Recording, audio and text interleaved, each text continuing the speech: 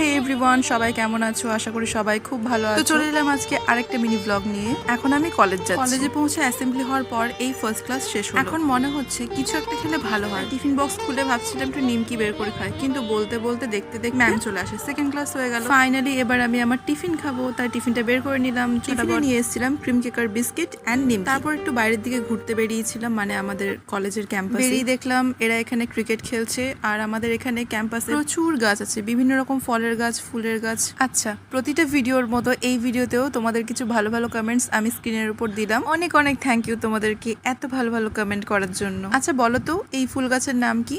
হঠাৎ করে চোখে পড়লো এই ফুল গাছে একটা ফলও হয়েছে, তাই ওটা তোমাদের সাথে শেয়ার করলাম। আচ্ছা, এই গাছটার নাম কেউ বলতে পারবে?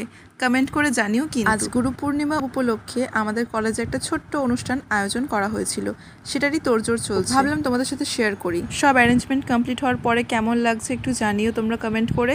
আর লাস্টে আমাদের প্রিন্সিপাল স্যার আমাদের একটা করে মিষ্টি খাইয়েছেন, সেটার ভিডিও করে দেখাতে পারি। আজকের ব্লগটা এটুকুই, আবার দেখা হবে অন্য ব্লগে। টাটা।